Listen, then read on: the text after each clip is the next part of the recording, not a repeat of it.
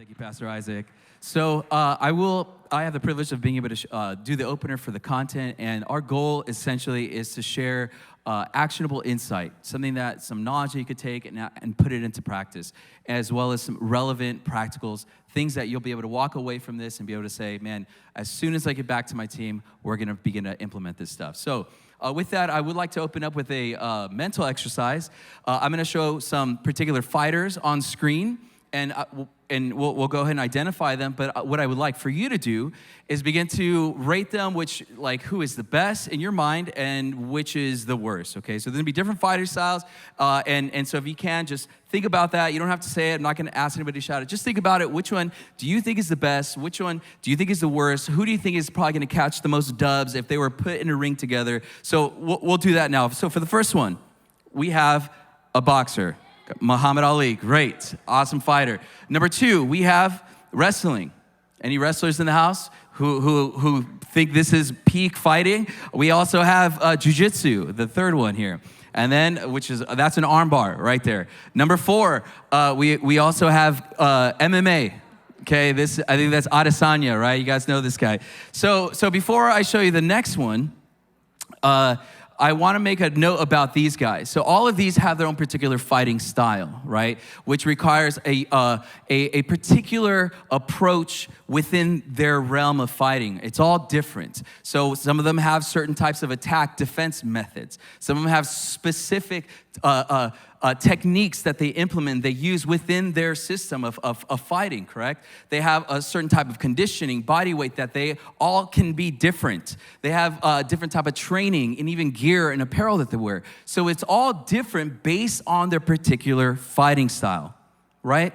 And that takes away, and we could be here all day deciding who is the best, right? So I preface that to show you the last one, which is the fighter. Can you put up the last one, you guys? This is the fighter with no fighting style. Can you put up the GIF up there? This is the guy who just thinks they're just gonna show up. What is that? Who you fighting? So these are the type of people that you think are just gonna show up and they're just gonna go off. Pastor Isaac, they're the type of people that what do you say about seeing Oh, yeah, so they're the type of people that have no formal training. They see, what do they see? I see red, I just go. I just go, it's go time. Go. You don't know me, bro, it's go time. Or they say something, you'll know it's the type of person because they're the person that says, hey, foo, it's gonna be 2 hits. I hit you, you hit the floor.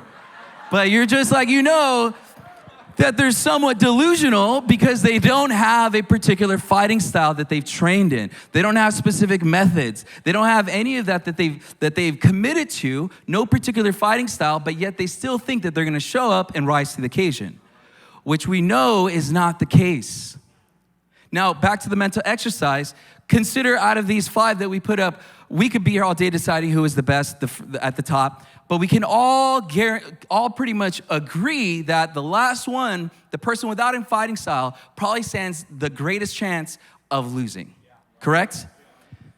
Here's a segue on ministry, okay? You guys knew it was coming, right? So it's unfortunate, but in terms of managing teams, a lot of ministries go into that without a particular strategy. We believe, it's just gonna come together. We're just gonna show up and our entire team is just gonna rise to the occasion. But we know that is not the case, that we do not rise to our expectations, but we fall to the levels of our systems and disciplines. And when we operate without a plan, without a strategy, we're not talking about without the spirit, we're talking about how you're managing your teams. And we're gonna make a case for that today. We begin to see 5 dysfunctions of a team. Can you put up the pyramid? Which starts with, starts with absence of trust, fear of conflict, lack of commitment, avoidance of accountability, and the last one is inattention to results. These are 5 dysfunctions by the author named Patrick Lencioni, and he comes up with this, and he talks about these things that most teams encounter without system and structure. So these are the things that we're gonna cover, okay? Is that all right with you guys? All right, you guys ready for this? So the first one is absence of trust. And trust is the foundation for everything on this pyramid. So absence of trust, and why it's so important is, I'll show you another model here, is this author, this American professor named Tuckman. He created this model, and he says that when teams come together, they go through 5 stages. They form, they storm, then they norm, then they perform, and then they adjourn. Without trust, your teams are gonna be stuck in the storming phase. Because when you operate without trust on a team, and this crosses into your workplace, and you're probably already thinking of the manager that you don't trust, and you're constantly in this chaos. This happens in family. You don't trust someone with money, and you're constantly in chaos. You can never advance to these next levels. It operates in the same way when we're operating with our ministry teams. And so if there's no trust, guess what? There is indifference. You can have a subject matter expert who knows everything there is to know about the Bible, but yet if nobody trusts him, you could say whatever you want to say, but it's not going to affect the team. If they're without trust, there's suspicion. Because we know, oh man, this person's not going to follow through, so I got to come up behind them, and whenever I delegate, I know I can't trust them, so everything's just going to fall apart. I might as well just do it myself. Without trust, there's lack of confidence. And if we do not address trust, we'll be stuck here in the storming phase. And we'll never be able to elevate to healthy norms, effective performance, and even impact beyond in releasing people. Without teams, your ministry teams coalescing, our entire ministry operation, the effectiveness and the impact that we'll be able to have on the saints kind of begins to dwindle, and that you won't be able to maximize that. And if we're not maximizing the impact and the edification of the saints, how are we going to reach the world? It all comes back to trust. And I think one of the biggest mistakes, or one of the biggest difficulties about trust, is that what we encounter is that the gospel is 100% proven, mad credibility. Not one word is ever gonna pass away. Jesus Christ is the same yesterday, today, and forever. We can bank on that. We can bank every decision in our life on the word of God, right? On the gospel. I think the difficulty sometimes is when we begin ministry, and I humbly submit this to you guys, is that we believe that same credibility automatically crosses over to our ministry. And that's seen when we begin to obligate people to do ministry instead of building trust. We're instead of cultivating trust, we're obligating it. And okay, here's my scriptural background for that. I'm not just throwing out my ideas. 2 Timothy chapter 2, verse 2, okay? We got Paul the apostle talking to Timothy. He tells him, let me read this scripture to you if I wrote it down here. Yes, I got it right here. 2 Timothy 2:2, you have heard me teach things that have been confirmed by many reliable witnesses. Now teach these truths to other trustworthy people who will be able to pass them on to others. There's 2 events of proofing. Paul the apostle could have said, Timothy, you're a young guy. I have all the experience. Just trust me. I'm going to obligate you to trust me just because. Someone laughed back there. It's like, it's hitting home, I guess. But no, he says, look, I've shared this message and it's been verified by many witnesses. It's been proven. So therefore, don't just trust me because I'm telling you to trust me. Trust me because it's been verified and it's been proven. That you can hang on to this ministry and the words I'm going to tell you because it's been proven. And then he goes on to say, and the words that you share to the next people, don't just willy-nilly throw it out. Make sure that there's this proofing process that occurs so that when you share it, that it doesn't just fall apart. We are responsible for proofing and making sure that our ministries are reliable, are trustworthy, so that when people experience the gospel, we don't have to obligate them and make this weird tension in the room, but that they want to trust us, that they want to get in the house, that they want to go under you. This is where it comes down. And again, trust is right here at the center of the proofing. And so you could do it in 3 ways. I just want to quickly run through this as much as I can. Number 1, you could cultivate it instead of obligating in 3 ways: through your capacity, through your integrity, and through your benevolence. Through capacity, you could build trust by I'm sorry, let me take a look at the notes. I try to memorize everything. But capacity is your max ability. So go first. If you want to build trust and people's trust in your capacity so they see you as a covering, not as a lid, build trust in your own, or begin to go first in your own development. It's easy to tell everybody, oh, you should act first, you should have initiative, but yet we as leaders, we as the people in charge of these teams should go first in development. I'm taking a management training, I'm taking project management, what are you taking? I'm learning how to do Excel, whatever it is, go first in development. And this is how you could build trust in your capacity. Number 2, in your integrity, not just in sin, which will crumble your ministry, but also in your follow through. So this is why values are so important, to establish them, to communicate to everybody that's coming into your church and everybody that's serving in your church what to expect. I think the difficulty is making sure that you follow through on those values. For yourself, so if you say excellence is a priority, make sure that it's not just in the presentation, but also in the 1% differences that you're making behind the scenes. As well as, I'll just throw this one in there, when you see team members violate those values, that you address it, including yourself.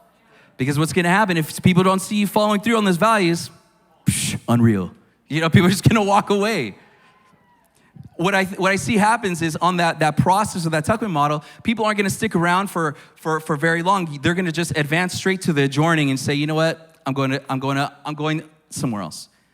I've said what I need to say, nothing's changing, I'm just gonna move on. And the last one, benevolence, basically caring for people even at your own expense. Not just reaching out to someone when you need something. And look, I hear a lot of, oh yeah, we're not here to pit anybody against each other, okay? These are things that if you're on a team, you're also responsible for this, for doing the same thing, okay? It's not you versus your pastor, it's not you versus whoever the team lead, maybe in a way, but you're also on the hook for this, and I'll share a little bit too. So benevolence, those are the 3 things that you can begin to practice. Look at, how am I operating in my capacity, in my integrity, and my benevolence that can help people begin to trust you more. And the next thing that trust leads into, I said it's the foundation, it leads into the fear of conflict. Because without trust, you don't feel confident, you don't feel safe to share your opinion. Because you're unsure how so-and-so is gonna respond to you. Or maybe you are certain how they're gonna respond to you. So dude, I don't want any piece of that. You're like, I'm not that guy, pal. I'm not ready to rumble for that. And so how many times have we come across a situation where it impacts us, but because we don't wanna be the bad guy, we don't wanna be labeled as the troubler of Israel, I'm just not gonna say anything. And what happens to the team? You're stuck in the storming. Some examples. There's a new believer in your church. They come in. They don't know anybody, whatever. They're excited to serve. And they begin to notice, hey, that person gets special treatment. Why does so-and-so get special treatment? And so-and-so happens to be a PK of some sort. And so instead of saying something or not saying something, it's like, say something, straight to jail. Don't say something, believe it or not, straight to jail. Instead of saying something, you just do one of these. Jacob, which camera am I looking at? You do one of these. You do a Jim Halpert from The Office, and you look at the camera. You're the main character. I don't know, dude. I don't know. I'm not going to say anything. I don't know. That's beyond me. That's above my pay grade. Fear of conflict, because I'm not here to ruffle feathers, because then I might get demoted. I might be labeled as trouble of Israel. But we can't say stuff because we don't trust that we're not going to be harangued for saying what we need to say. Another example, in our meetings, our team meetings, when we it's almost like sometimes we just prioritize compliance instead of like contribution. We just want everybody in agreement, but then there's mad tension in the hallways that you could just like float through.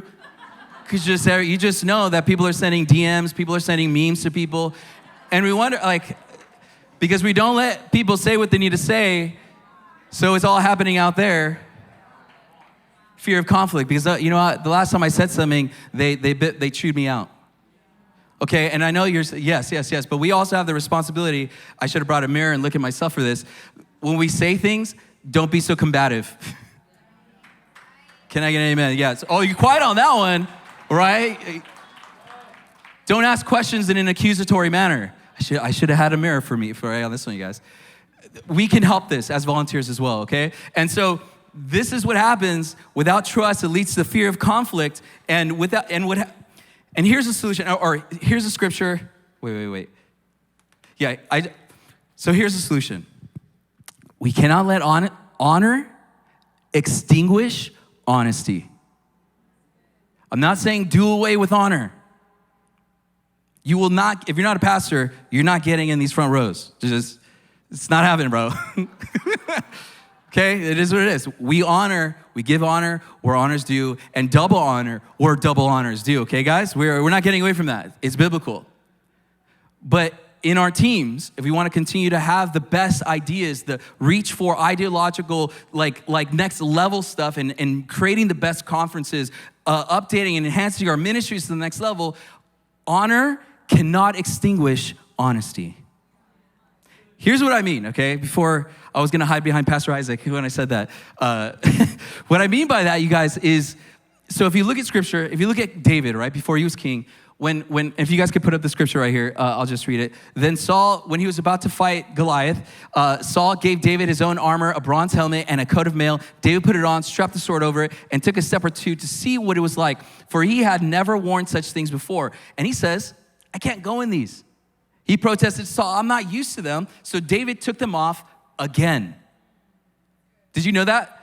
That Saul was so persistent in trying to make David wear his thing and do ministry a certain way, have this fight his certain way, he tried to make him do it twice. Did you know that? He was so persistent. You got to do it this way. Imagine if honor overrode honesty in that moment. Oh, dude, he's a king. I can't say anything to him. I'm just gonna go in this fight. Here, let's go. I got you. Here, come here. Where are you? Where'd you go? He like, what kind of win? What kind of outcome would have that been? And again, we're not saying be absolutely like combative, but we're saying facilitate that discussion. And the best way to do that is through communication. Mind for conflict. Mind for it. When there's a problem, it's so easy, even in a setting like this with this many team members, just say, you know what? Oh, they're doing good in this area, so I'm just gonna not talk about that. Do the 5 whys. Well, why did this happen? Well, why? And I'm only asking why, not to pin someone against the wall, but so we could find out what's going on, and so the person at the end of it doesn't feel like they're being excluded. The people on the front lines aren't feeling like, okay, nobody cares about what I'm saying, but they just care about my effort and me showing up on time. Mind for it. Create some sort of feedback loop. If there's a survey that you could do for your team where they can really say what they need to say, and you just not just dismiss it or like retaliate to them. And so this becomes the next step for the third one, lack of commitment, which Pastor Isaac is going to go ahead and take over.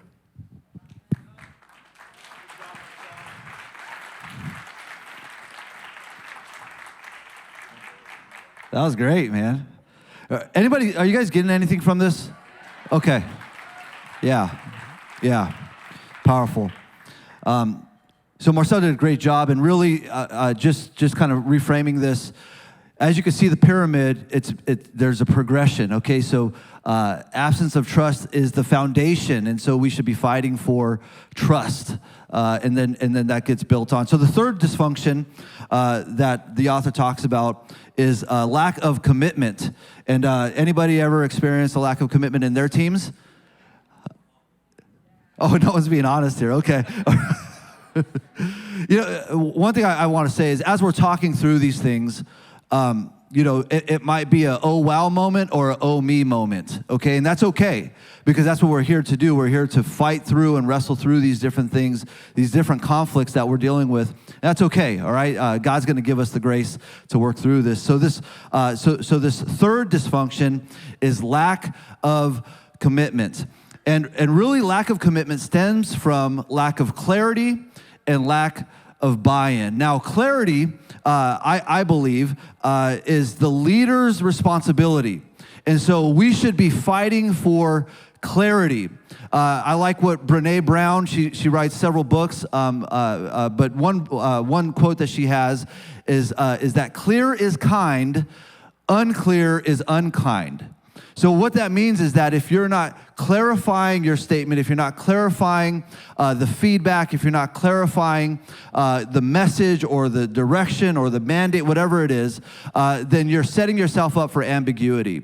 And you know, we could put the picture there of the org chart.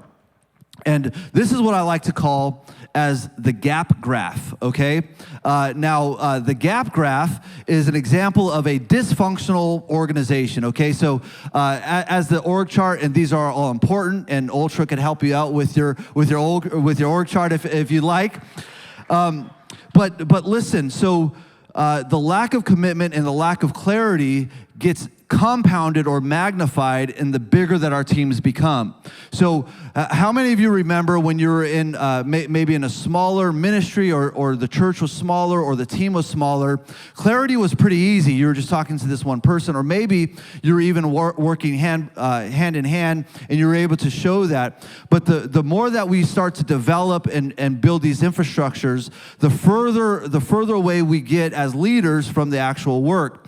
And so what happens is when you're looking at that graph, hang on one second, I'm sorry.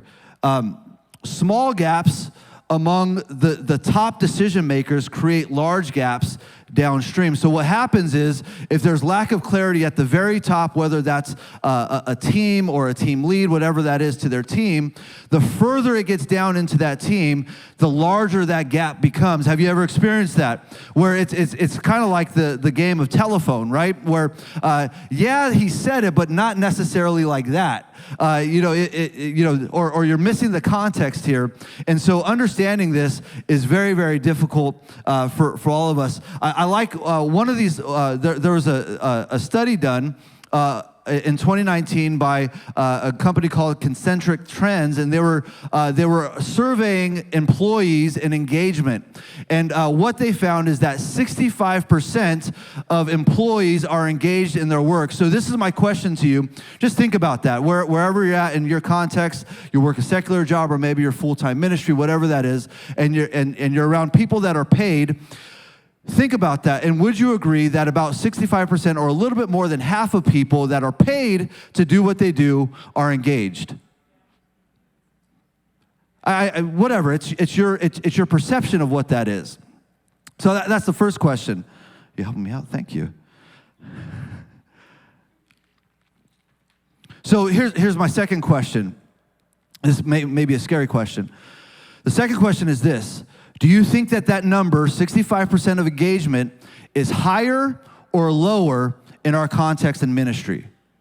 You don't have to answer that. You don't have to answer that. Just answer that in your mind. I heard an answer. I'm not going to repeat it. But as we're talking about serving in our ministries, is that number higher or lower? These are folks that are giving of their time. They're, rushing through, getting through work and taking care of the family at home, and then getting to their post, whatever it is that they've committed to in serving. And I think about this. I think about the vision that each and every one of our churches have, and this network has, to reach the world with the gospel of Jesus Christ. That's a powerful, motivating, inspirational message. And so this was my conclusion, and you could agree or you could agree to disagree with my conclusion, okay? Is that engagement level will go up or down based on your leadership style, or quite honestly, your ability to lead.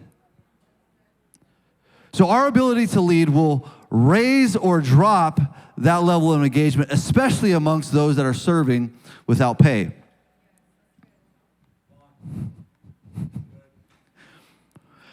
Another thing that happens that I want to, I'm in a lot of team meetings, and this is something that we strive for. We strive for unity, and really what we're trying to do is we're fighting against these dysfunctions towards unity of the church and unity amongst the brethren. But what happens is when we lack clarity and we lack buy-in, It could be because we are pursuing consensus.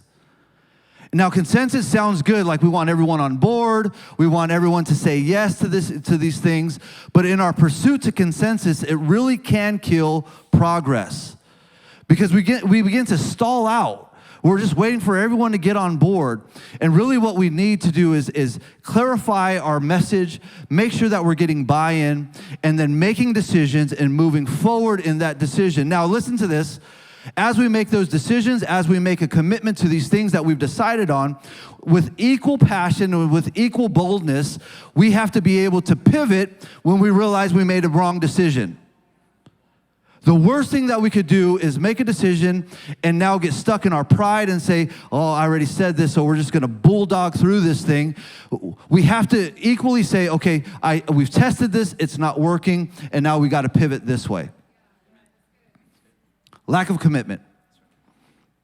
So lack of commitment, lack of clarity, lack of buy-in breeds avoidance of accountability, which is the dysfunction number 4. So, can we put the meme up here, or the Spider-Man? Yeah, Spider-Man. So, how many of us have been in a situation where it's critical, like everything's falling apart, and there's a team there, and everyone's like, "Well, I told them to do this. Well, they were supposed to do that," and it's a mess. We can leave that slide up because I think, some of us are, this is going through our minds. But really, it's our ability to set and meet goals is ideal. And so when we set a goal or we set a task, in an ideal world, we set that and we meet that task. Unfortunately, that's not always the result. And so there's a study done by the American Society of Training Development, and they said this. They said that 65%, there's a 65% chance of completing a goal if a person commits to another person. So I love this about our pastor. Our pastor always reminds us, hey, make sure that when you're delegating or you're asking of something or someone has asked to take on a responsibility, you ask for their commitment. Hey, can I ask you to commit to this? Are you going to be able to do this? I love that. It's part of our culture. So the study says that if you get that personal commitment from somebody, it's going to be, there's a 65% chance of that actually happening. So maybe some of us are frustrated because we can't get people to commit, and quite honestly, you haven't asked them to. You assume that they'll commit. You assume that the cause is big enough to draw you in with passion to go and work in the kids' church.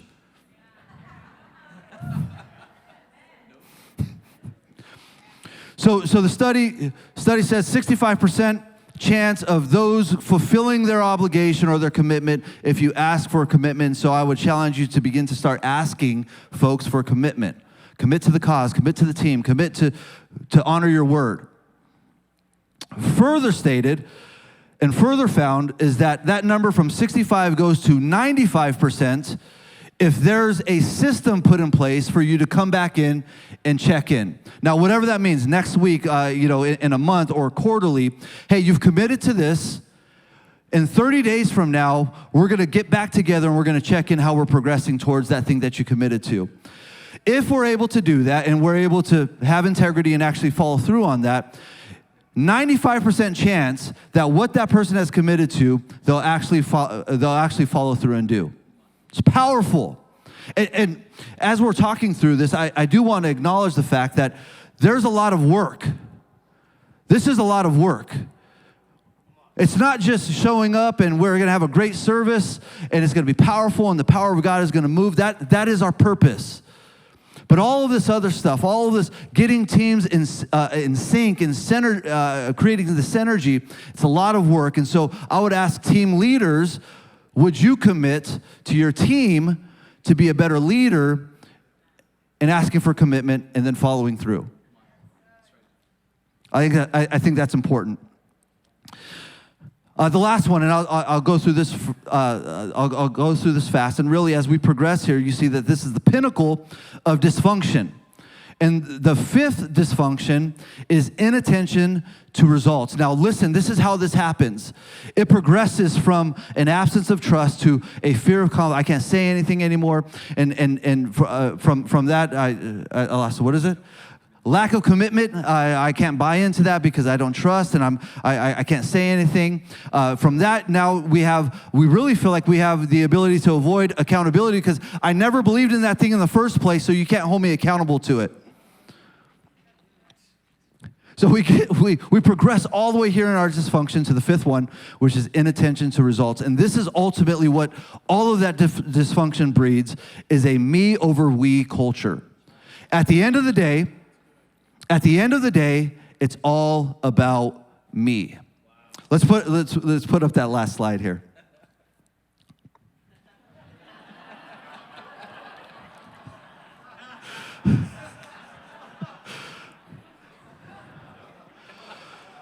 It's all about me.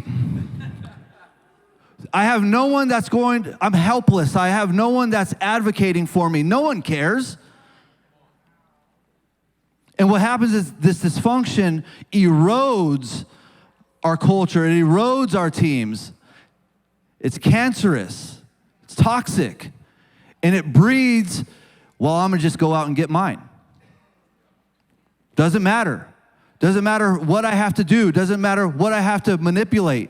As long as I have expression, as long as I have platform, as long as people are able to recognize me, that's all that matters. And it undermines what God is trying to do in our teams.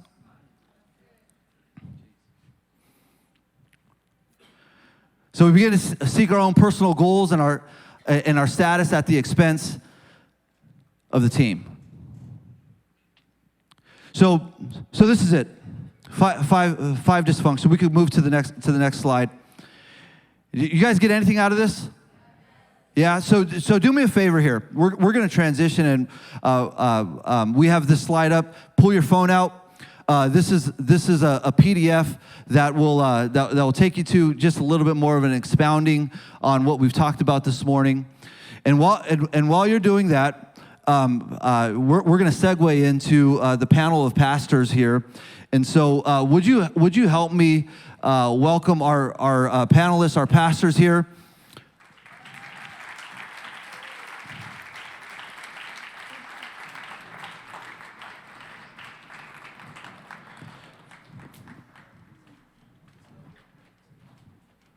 Maybe you can clap a little bit longer. There we go. All right.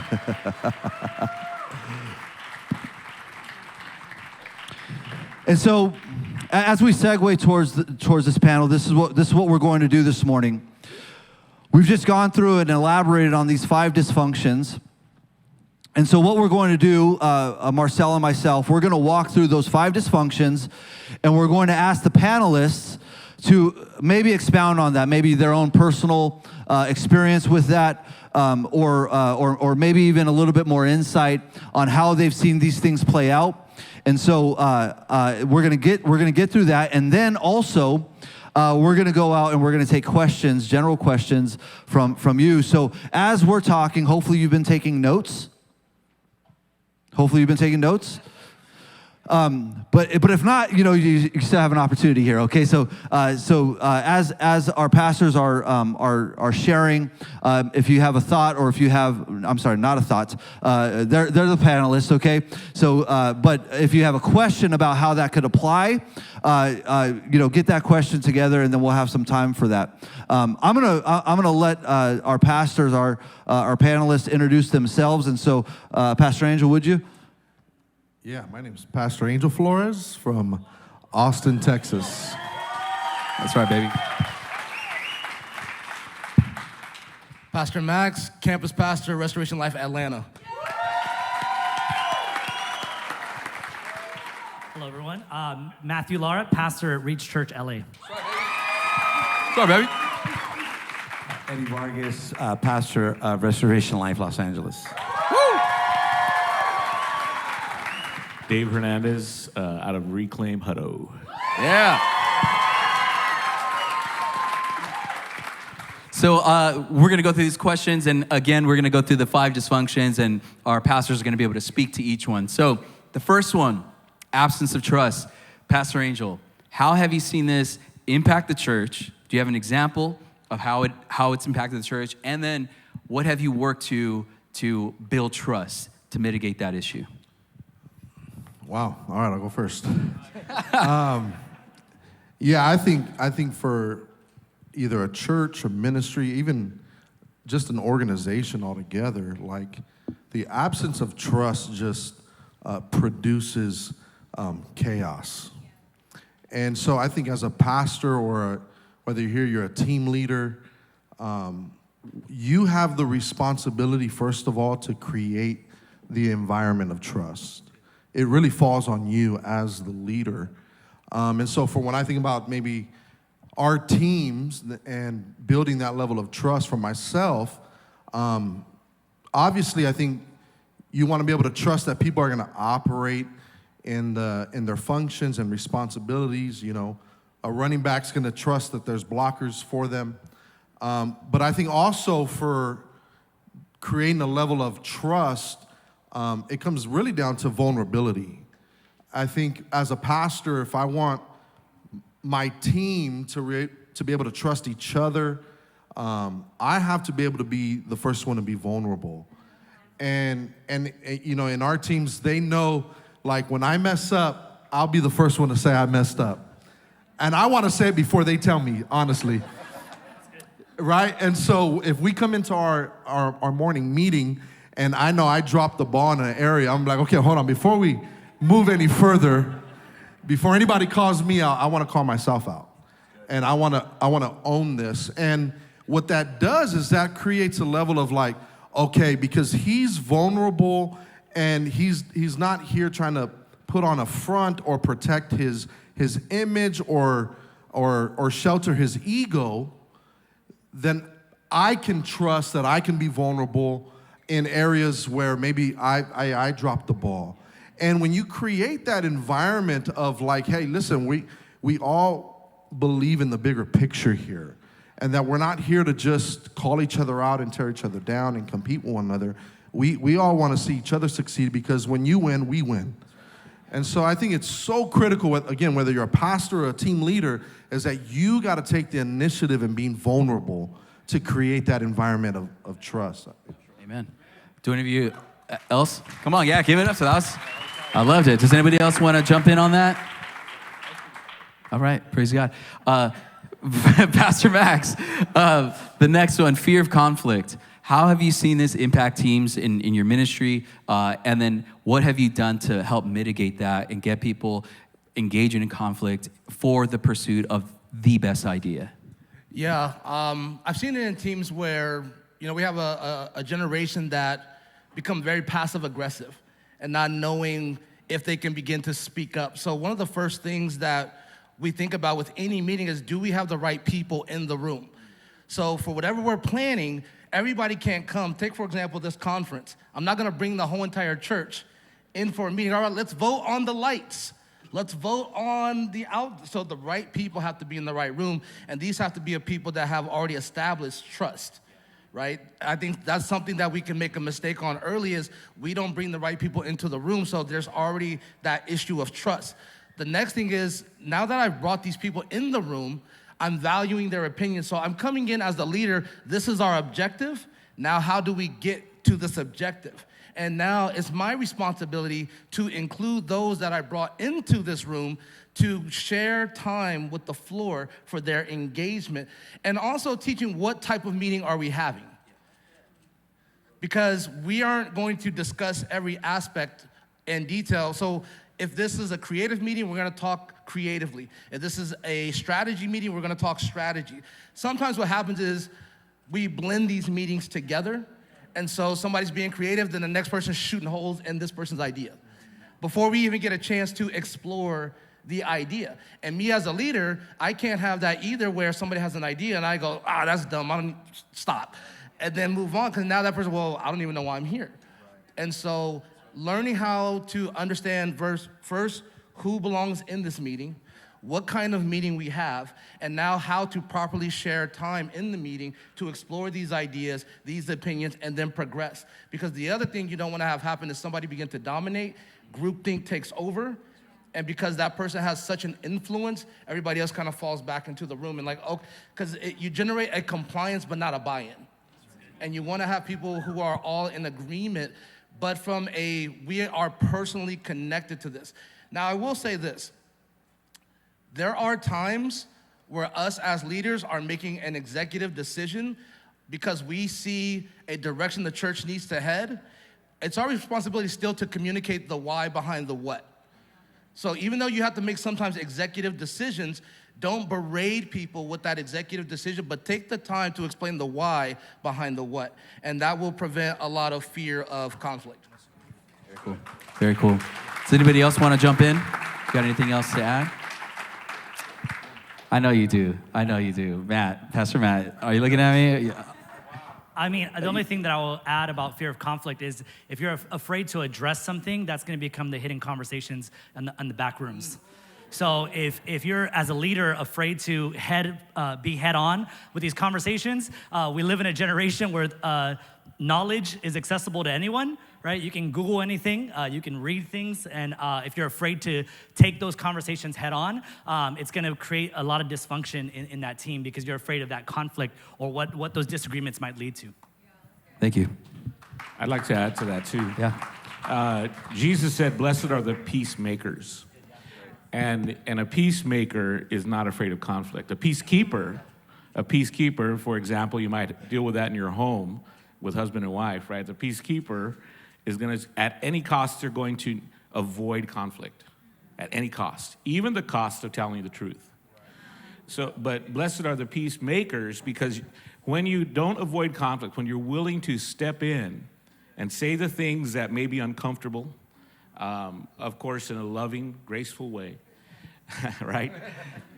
Or speak to the things that are everybody knows, everybody's feeling, everybody's sensing, but they're not spoken. You are literally, when you are willing to step into that conflict in some situations, you are literally making peace. And so that's where the blessing comes in. Thank you. Praise God. That's awesome. So the third dysfunction is lack of commitment, and for the panel, just lack of commitment was lack of clarity, lack of buy-in, ambiguity and direction, all of that stuff. And so, Pastor Matt, you and I were talking about this. You want to jump on this? Yeah, absolutely. I think one of the ways that we see lack of commitment play out in different teams is the bystander effect. Quote unquote, someone will do it. So you probably have heard in church, right? Someone doesn't go here. That's because there's a lack of clarity, right? There's a lack of buy-in. And what it really breeds is a couple things. One is it results most often in things being overlooked, right? Things like, oh, who did X, Y, and Z? Who was supposed to do this, right? And then the teams are thinking about that, and it's like, oh, we forgot to do that. It either is not done like in its entirety, or what happens a lot is it gets placed on the person who serves well on their plate. So then you have a lot of people that are able to function in dysfunction. I'm one of those folks where I'm like, I tell people in my interviews at my jobs, I'm like, listen, I work well under stress, but that's not the goal. Right? When you think about a lack of commitment, right, that's not the goal, right? Your pastor, listen, you're a team lead, right? It shouldn't fall on you just because you serve well. But there should be a buy-in and a clarity to everyone on the team that you serve on in the church that you're operating in your community, right? All of that stuff. I like to call these people the cleanup crew, right? So that at the end of the event, it's like, oh, the event was so great. And then the people that were the cleanup crew are dying, right? That's what you're leading to burnout, people stressed out of their minds because they've cleaned up after that bystander effect that happens with the lack of commitment, right? One of the ways that we've, our church has really tried to navigate this, the first one is we've implemented formal membership in our church. And what we mean by that is that not everyone that comes into our doors is automatically a member of our church. We welcome everyone. We say, hey, anyone can come and be a part of the gatherings. But we take an extra step where we encourage people to be a part of our membership classes. And the reason why is because, again, it breeds that clarity. is you begin to teach people what we teach here at this church, what we believe according to the scriptures, how we see the interpretation of the scriptures, right? And how we value that over anything else, right? And so that way, someone coming into our church as a member isn't confused, isn't blindsided by what we believe and what we teach. It's very clear. We've also implemented our deacons DNA or a leadership DNA to kind of do that next step, because I grew up in the church. I've been saved longer than over half of my life, and I remember I didn't know what it took to be a leader, to be a deacon.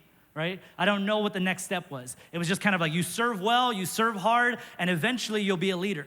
And that was a culture that created a lot of people striving for something where they didn't actually know what road to go by. And so now we created a plan, like, hey, this is the way we do it here. Right? This is the way you get trained up to be a leader or a deacon, so that there's clarity, so that when we talk to people about, hey, you're a deacon, 1 Timothy chapter 3, verse 8 through 11 tells you how you ought to act. And so when I address your lack of commitment, you know that it's coming from the scriptures. It's something that you've already bought into. It's something you already have clarity in. Again, it kind of reduces that lack of commitment. That's great.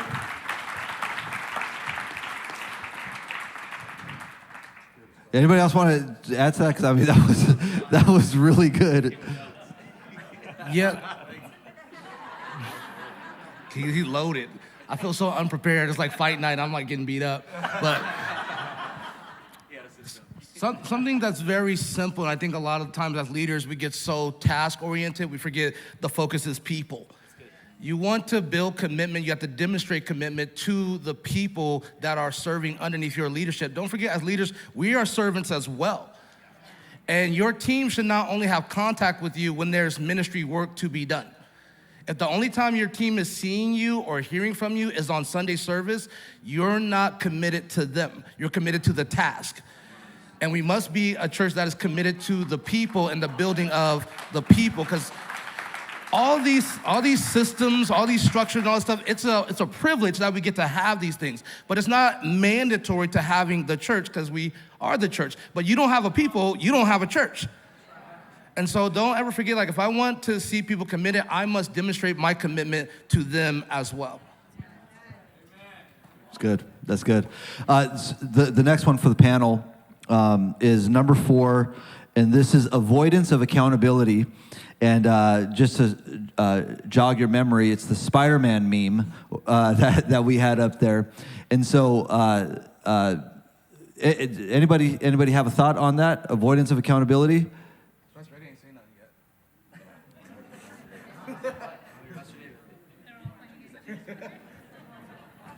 These guys are brilliant. I'm just sitting here marinating in the brilliance of what's being presented. But this is what discipleship looks like.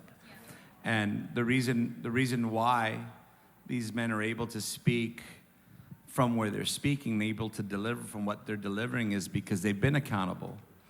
They've been accountable, and they understand the power of accountability. And we are in a time where accountability has been diminished and has been looked at as something that's become legalistic or pharisaical, or some movements and some new leaders in church would call accountability as something that's possessiveness and things of that nature. But the reality is that accountability is the guardrail that keeps you on track to fulfilling your purpose. And if you're not accountable to God, if you're not accountable to your leadership, the way that we've structured our ministry is that, first and foremost, I'm accountable to Jesus for every single word and every single sermon and every single thing that I say and do. And then I have an accountability to my apostolic canopy at the Reach Network, and I have an accountability to my board in my church, and I have a massive accountability to my wife and my family, and I have a massive accountability to my church, because my church holds me accountable to being the leader that they believe God has ordained me to be. And so I have a 360 accountability that keeps me in line with God's purpose, God's plan, God's power, and God's responsibility that He's placed over my life. And when you reject accountability, it's because there is a fear of finding something out about you that you think is going to disqualify you or remove you or keep you from pursuing the call that God has placed on your life, when in reality, it is the very thing that will help propel you into the call and keep you safe in the call and keep you healthy in the call for the rest of your Christianity. If you're gonna finish this fight well, then accountability is a must with God, your family, your church, and your leadership. Yeah, I'll jump in here. I feel the same way just sitting up here with these guys. This is amazing. And all of us to be a part of this group, that's where we started from the very beginning, right? From the day one of relationship, the accountability is there. And I love the way Pastor Eddie put it, it's a guardrail. And you have to change your perspective about accountability if you're going to go further, because correction isn't rejection, right? It's when somebody comes and says, when you've put yourself accountable to somebody, you've allowed that, because you have to allow it, right? You have to allow it. You have to allow your pastor to hold you accountable. You can reject it or turn away from it, but his correction is going to keep you on that track. And there's nothing better than being able to sit down. And I know, obviously, when we say men, we talk about humankind, but there's nothing better than to sit down. And it's one of my favorite places to be, is sitting down eye to eye with another man and talking about the things of God and helping them recognize the things that will hinder them. Be careful when you're predicting what those who are covering you with leadership, predicting what they're going to say. Predicting how they're going to feel, predicting how they're going to react. Oh, I know my pastor's going to say this, or I know my leader's going to say this. That's why I know it anyway, so why even share it? Be careful when you're doing that, because I guarantee you, as you work with the men in this group and the leaders in the group, the ladies and the sisters in the group that are leading, you're going to be pleasantly surprised that it's usually not what you think. You're usually going to find someone who's going to understand right where you are, because they've been there too. They're going to understand that, and they're going to be able to help you get past that. Get over that fear. Get over that. Knowing that the people that are above you love you, they want to help you, and be open to what they're saying. Can I also say that when accountability takes place and that correction is taking place, we have a saying at our church, the motivation of confrontation is restoration. That's our motivation. So we're confronting you to help you heal and help you grow, not to remove you or to diminish you. That's the way that the world does things. In the kingdom, our motivation of correction, or our motivation for the confrontation and the correction, is because we see God's gifting in you. We see God's plan on your life. We see things that you may not even see in your own life. And so when God gives us that discernment or that word of knowledge to come and confront you in these things, like I have, like you can ask Max, I have zero problem confronting anybody, like zero whatsoever. It doesn't matter how hard the confrontation is, because I know that the motivation is to see them restored in Christ and to see them pursue the call of God on their life. But Satan would have you believe that confrontation is there to remove you from all things godly. And that's just the assault of the enemy. And when you're confronted in love, and I love the way Pastor Omar brought this out years ago, we have what we call these truth and grace conversations, right? So here's the truth, you're messing up. Here's the truth, you're being stupid. Here's the truth, you're not doing this in alignment with our values at Restoration Life. I don't even know where you got what you're doing in our church, but it wasn't birthed out of our church. And so we don't want you bringing that stuff in here. It's not our DNA, keep that out of here. And so when we're confronting that, we're confronting, one, because we love you, two, because we see God's call over you, three, because we see God's plan over you in the future that you have here. And we want to see you thrive, not dive, right? And so always remember that when your leaders confront you or want to talk to you about, it's funny because Pastor Dave, I remember Pastor Dave in the early days, he would come up and he goes, we need to talk. And I'm like, okay. And then he would just leave. And it was like, well, when are we going to talk? That's like torture. Like, what are we talking about? What did I do? What didn't I do? You know? And then he was like, hey, I really needed you to do this and not that. I was like, oh, okay, that's easy. Could you have said that when, like, you said we need to talk? You know? I was telling Pastor Dave, man, that's torture in other countries. That's psychological warfare. You know? So whenever you tell your guys, hey, we need to talk to them right there. Don't let them hang on to, like, babe, what did you say? Like God, what did you say? Like, well, what is there something to say? You know? So, but that confrontation, if you're a leader or you're a disciple or a servant or a volunteer, however you see yourself, welcome the truth and grace conversations. Because one, you're going to be able to confront some things that you weren't willing to confront on your own. And two, you have somebody that cares enough about you, that is willing to talk to you about it and walk you through the process of that so that you can fulfill what God has put on your heart to fulfill. And that's why your leaders are there. So welcome truth and grace conversations. Don't reject them, but welcome them. And then keep those truth and grace conversations between you and your leader. Because a lot of other people will not understand some of those conversations. They're not ready for them. That's why they were not involved in them. And that means sometimes even your spouse. Because I've had truth and grace conversations with people, with men who didn't receive it properly, went and told their spouse. Now their spouse has an issue with me. And then God convicts the husband because he knew that what I said to him was correct.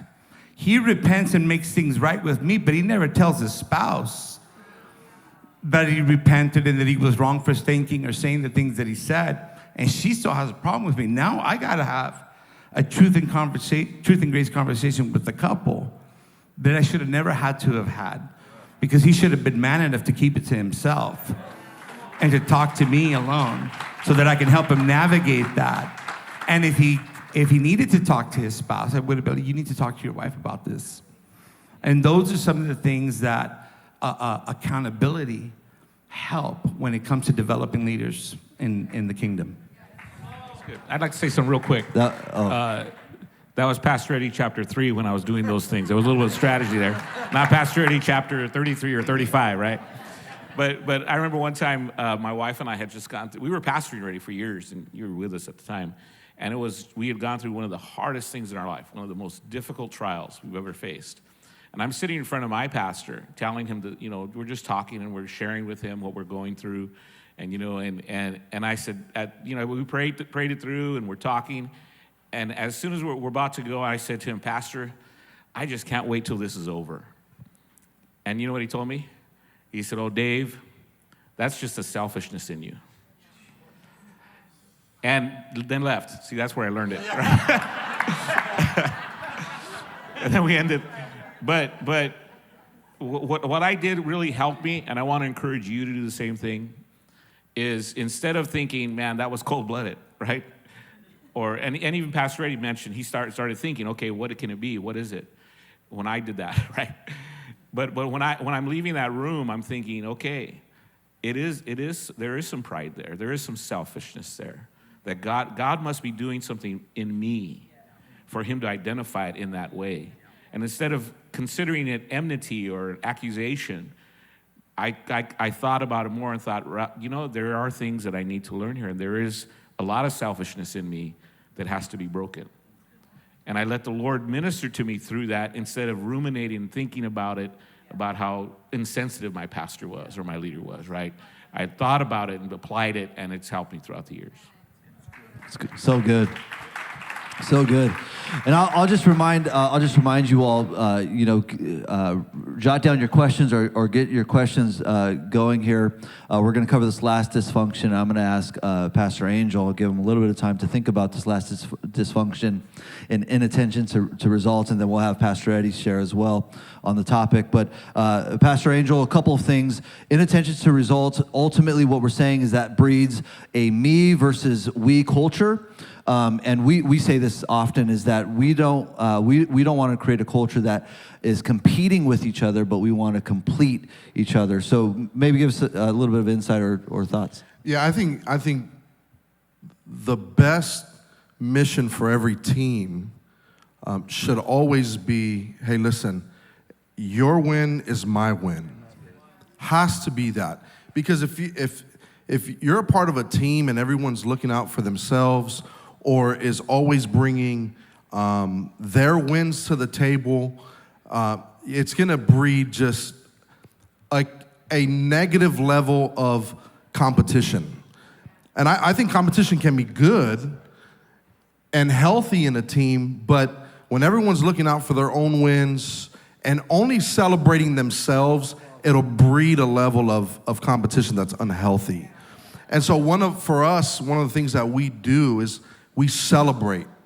Like before we even get into critiquing maybe our Sunday service, if we get together maybe at an executive meeting on a Wednesday, and we do, it's kind of cheesy, we do glows and grows. And we start off with glows because we want to celebrate each other and not just ourselves.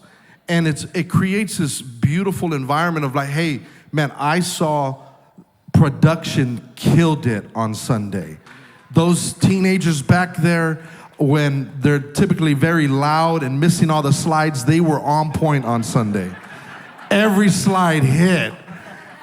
Worship team was on fire. And so we create this level of celebration, and then it prepares us to say, okay, where are we at with our metrics? Are we meeting what we really want to meet and our goals? But I think a healthy culture is you got to be able to celebrate one another and then dial it back in, because we're not about numbers, but they help us tell where we're at and also to help us get to where we want to be. And so I think when you're able to create that environment of just a celebratory one, that even helps with accountability, because we all know that, man, we've got the same goal in mind here, and we want to see the kingdom continue to advance. Yeah, that's great. That's great. Maybe I can start getting some motion here, and I'm going to have Pastor Eddie share just in a second. But if you have a question, I'm going to ask you and direct you over to where Marcel is. If Marcel, there you are. And if you could just line up over there, you can start moving right now. If you have a question or about anything that we talked about, we'll get that moving while Pastor Eddie talks about this inattention to results and, give us some insight on that. Yeah, so I love what Pastor Angel said, because we've cultivated, we win together, we lose together, but we're going to do it together. Because we are a family. Yes, we are a team, but we are a kingdom family. And one of the things that I love seeing our leaders do is shepherd their teams almost like a small group, like a life group. Because if you're not careful, you can get caught up on the task primarily on Sundays and ministry nights and things of that nature. But we've cultivated this understanding in our leadership that people are our purpose and not our property. So we have to take care of people and make sure that they're spiritually healthy, that they're emotionally healthy, that they're psychologically healthy, that we're investing and discipling and training them way before, game day, right? Way before service times. And so even our team leaders have now been cultivating a culture of a life group setting amongst the teams, as opposed to just a task-orientated pursuit of, hey, let's get this done. This is our task. This was on the planning center. This is what we got to do today. But coming in and saying, hey, good morning, guys. Thank you so much for serving.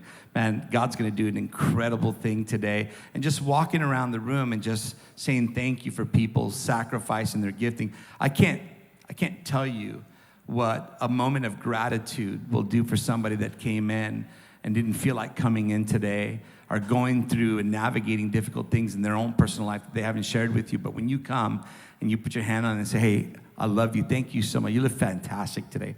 Thank you for serving the way that you do. It really is a great part of developing that culture on your team.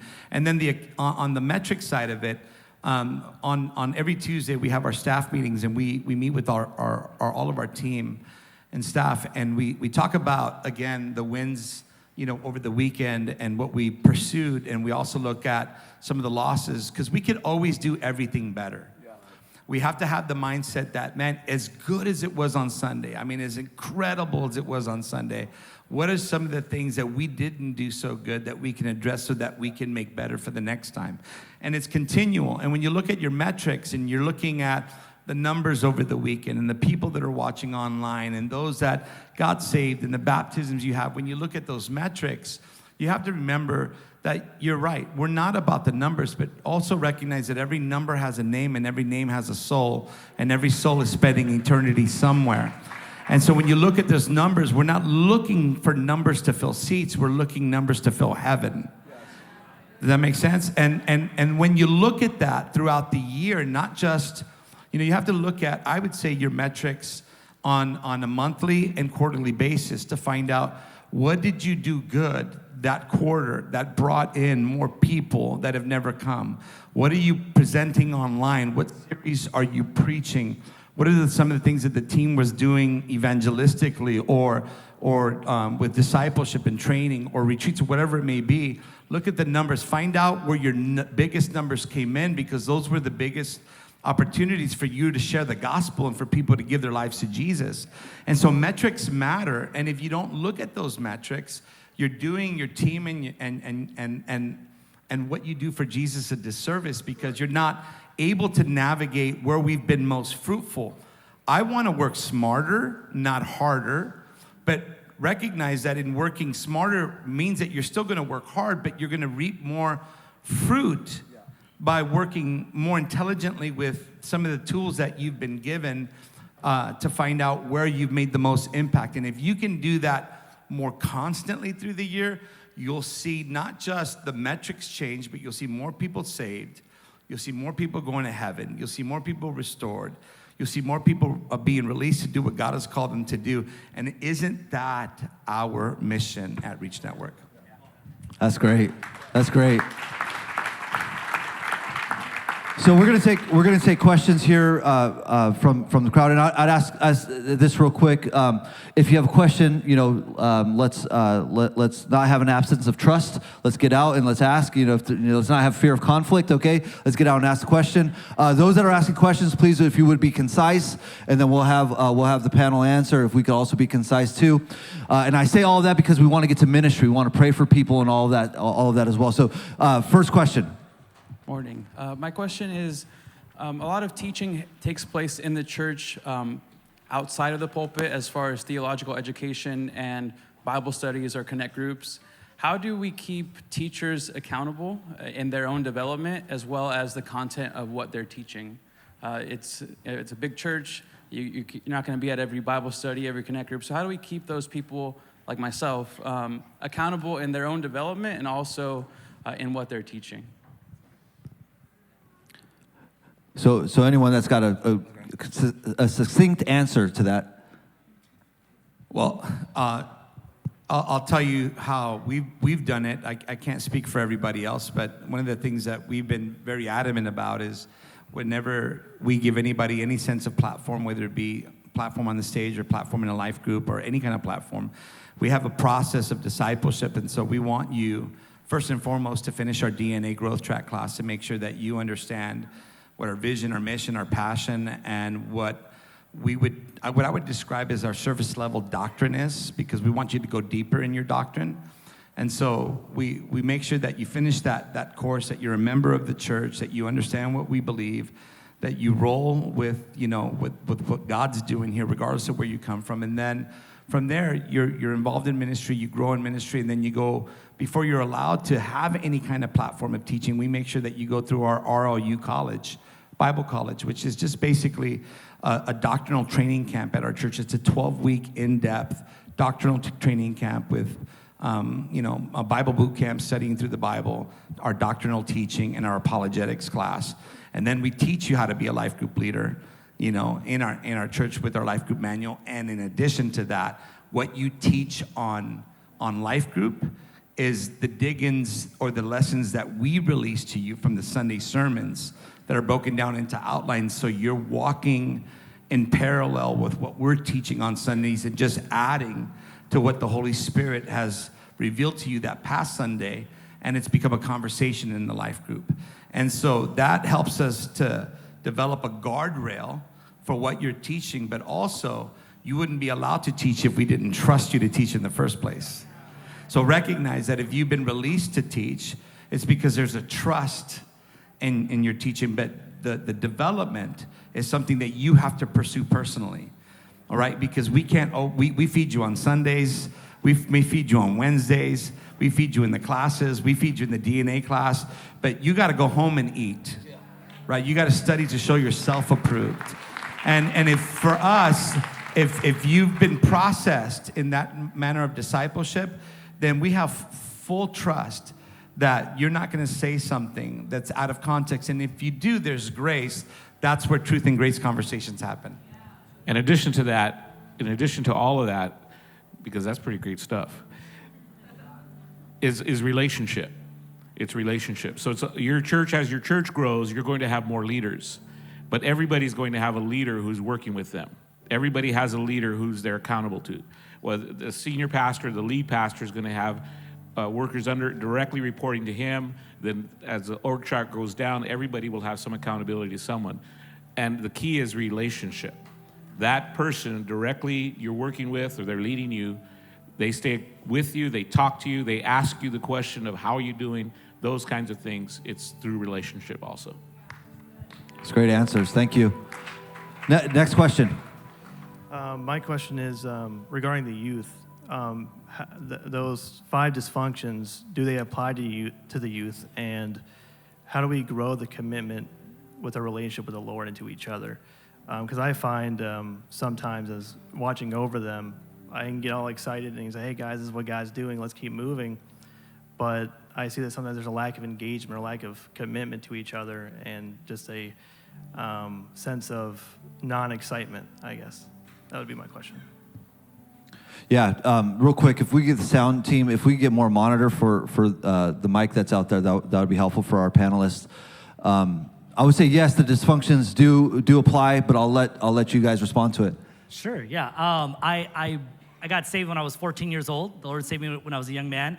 And all I knew was youth ministry at that point. And our youth leaders at that time really devoted themselves to addressing these dysfunctions, even at a young age. So it wasn't just an upgrade to children's church where there was just songs and fun games, but it was biblical principles that were taught. And so, yeah, they absolutely apply.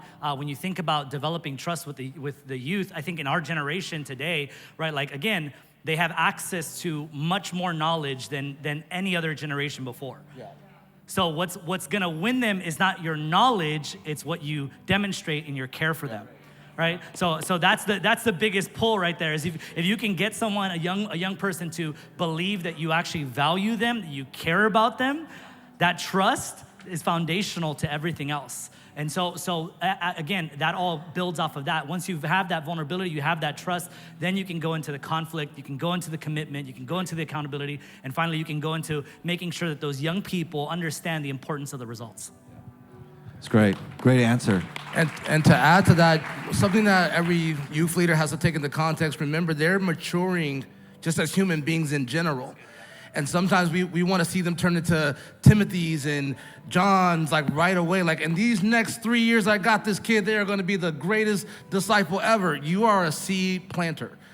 You are breaking through the concrete, you are breaking ground, and you are planting a seed. And so you have to be patient through the process. And sometimes we get very parental and do it because I said so-ish.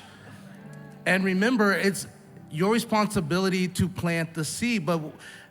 And in that process, it requires patience, requires watering, requires harvesting. It's a lengthy process. So just always take that into context when you're leading young people. They're still maturing just as a human being in general. That's great. That's great. Thank you for that. We got one more question. Go ahead. Yeah, so on the topic of fear of conflict, Pastor Dave, you said that you use the scripture, blessed are the peacemakers, and a peacemaker is not afraid of conflict, but as leaders, when should we know when to not have those grace and truth conversations? Because you often find yourself like in chaos, having those conversations as a peacemaker. Yes. Did you say when? When do you have those conversations? Is that what you're asking? When can you decipher when to have those conversations? Oh, the discernment of having the conversation. Well, again, everything has to be spirit-led, right? Everything has to be spirit-led. Everything starts with relationship. I tell people all the time, listen, if you don't love that person, then you're not the one to correct them. That's great. Right? So everything starts in relationship. So you hear from the Lord, and you take a step to, you're praying for that person. You know, if you're leading somebody, you should be praying for them every day. And the Holy Spirit puts something upon your heart. You see something, you recognize something, you make a move. You make a move when the Lord leads you to, and you do that spirit-led and in love. And if the relationship's there, even if you make a bit of a mistake, the Lord still will use that because the relationship's there. If you're going to make a mistake, though, err on the side of grace. Err on the side of grace. If you're not sure, err on the side of grace. But always pursue those. Like Pastor Eddie said, he has zero fear of those conversations. You kind of have to move in that direction also. Don't ever let fear stop you or make you do something, right? It helps us, but it doesn't stop us from making us do something. So he's spirit-led. So powerful. If you don't love them, you can't confront them. That's just gold right there. I want to just add a little bit to it because being leaders, a lot of us haven't been necessarily always trained on how to approach conflict. And I remember not long ago, something took place in our church with a couple that are our leadership couple that we love. I mean, we love this leadership couple, great couple. And they had directors or leaders over that ministry. And I was like, look, you guys are gonna have to address this. This isn't healthy for our church. This isn't healthy for their team, and we're gonna have to address this. And their leaders, which were two different guys from two different ministries that they're under, so how do we address this? And I was like, here, this is what we're gonna do. We're gonna come together, and this is the way that I would address it. But because you never have, I'm gonna have both of you in the room with me, and I'm going to address it. And I want you to learn from me on how to address this. First thing that we're gonna just make sure that they understand, the reason why we're in this room is because we love you and we care about you and we want God's best for you. But there are some things that you've allowed into your marriage and into your ministry that are detrimental to all of this together. And so this is what we need to do next. And I had to remove this couple from ministry for a season of refreshing and restoration.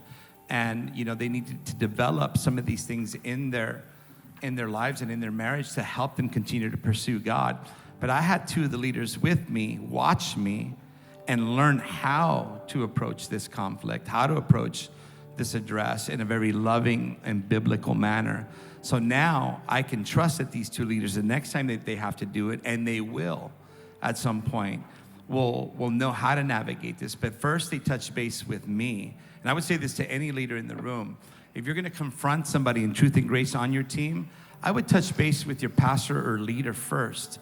Get some wisdom, get some insight. They may know a little bit more than you do about what you're about to step into, that they can help you navigate. And if they feel like you're ready for it, then of course they're gonna release you to it. Or they may be just like, hey, let me help you with this, and we'll do this together because we're a family. Real quick, let me add to just that. I think naturally we want to avoid conflict because we feel like it's going to ruin a relationship. But I've learned over the years is that sometimes the best relationships are developed through conflict. And when I'm sitting with someone that I love and care about, and there's got to be some correction there, is many times that conflict takes our relationship to a whole nother level. And so lean into that as a leader because you love them, you want to see them grow, and you're coming from that place, and let them know. I believe that even us having to work this out together is going to help the trust factor here. As you're going to actually see that I don't just dismiss you when you blow it, but I'm here to walk with you through this and help you grow to be a better leader. Yeah, so good, so good. So we have one last question. Pastor Omar, go ahead. All right. Well, I'm going to add. Okay, guys. All right. Thank you. I will add that you have not had a conversation with a man until you had a confrontation with a man. So we have to have a confrontation if we're really going to have a conversation. But let me just back up a little bit and get some clarity on there are various different churches, different sizes here. And so if I'm a smaller church, 30 people, 40 people, that graph up there can be very intimidating. You guys are talking about teams, and I'm thinking, man, my team is just a few people that I have with me. Where do I start? And so my question to you is if I'm just starting or I only have 30 people, 40, 50 people, I need to get organized, obviously. We know that we don't put structure in front of God, but God is the God of structure. We understand that. So where will I start and kind of give me a little bit of a blueprint of starting and to help some of the pastors that are here and different sized churches that are here, a lot of members that are here that are probably thinking that. Such a good question. I'll just say one thing real quick. Your dysfunction is compounded and magnified in the size that your teams or churches grow to. So think about it this way. The culture is really the seeding or the ground or the soil in which you're going to seed what the ministry is going to look like or what your church is going to look like. So regardless of the scale of your team or church, these dysfunctions have to be addressed.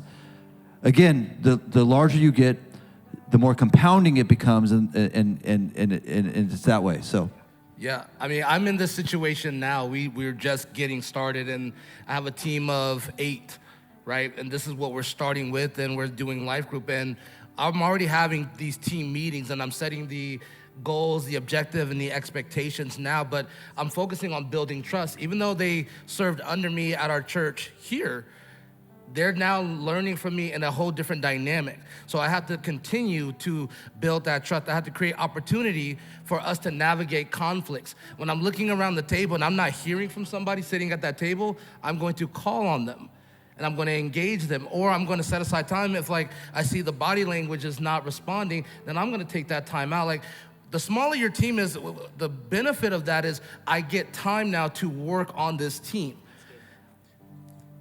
We can't be so far minded, like I'm not building minded yet. I'm not focused on, like, when we get 1,000 people, I'm not there yet. I'm focused on these 8 people. These are my disciples right now. These are the ones who are my committed people right now.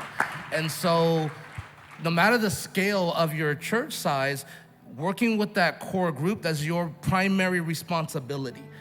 And so I'm releasing things to them at their capacity where they're at now to prevent a me versus we mentality. So if somebody comes up with an idea that we know we can run with that supports the vision, I'm gonna champion that idea and we're gonna give our effort towards that because that's gonna give them buy-in. When it comes to commitment or accountability, if like, hey, I asked you to do that, something that worked really good in the military is the constant checkups. Every single day from the morning to the evening, we're constantly, where you at on this? Where you at on this? And how can I help with this? So every single step of the way, you have the ability and the time. Do it now. You got time.